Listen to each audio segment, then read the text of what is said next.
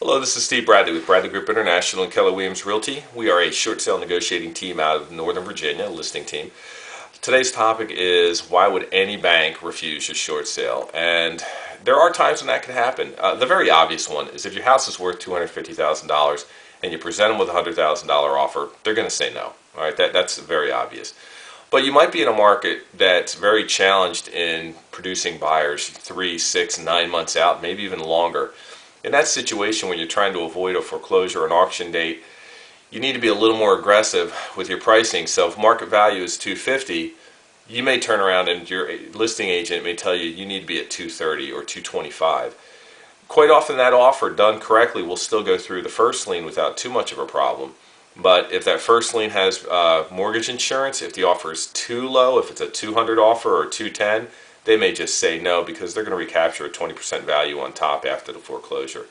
But more often than not, if your offer is strong in the first lien, it'll slide through. The big issue becomes on the second lien. Quite often we're finding now that the second lien has taken out their own mortgage insurance, so they're protected on the 20% on top of their loan value as well.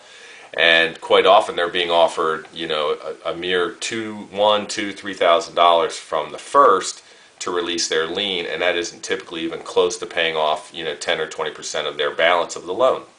So when you find that mortgage insurance, or actually what you'll find is they're going to fight back very hard saying no, we're going to let it go to foreclosure, which to most realtors and the owners makes no sense, because if the house goes to foreclosure and there isn't enough money to pay off the first lien completely, then the second lien is going to get $0 at a foreclosure. So it makes no sense. So when we hear this from a second loan, the first question we'll ask them is, do you have private mortgage insurance on this? And if they tell us yes, now we understand a little better what our challenge is.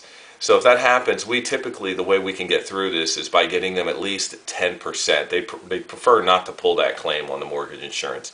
So if we can get them 10% of the balance, so if you owe them $90,000, if we can get $9,000, we can usually get them to release the lien and move forward. So if the first has allowed them to get 3, but they want 9, then you're dealing with the $6,000 balance that you have to find. Quite often, if you're selling the house at a very attractive price, you can go back to the buyer and just let them know, look, the counterback from the offer is we need another $6,000. So there are solutions. Your short sale negotiator or your short sale local agent is going to be able to help you with that, and pricing is key in this situation. But if you have any more questions you'd like to have us answer, shoot us an email, visit us at shortsalesteve.com, and we wish you best of luck with your short sale.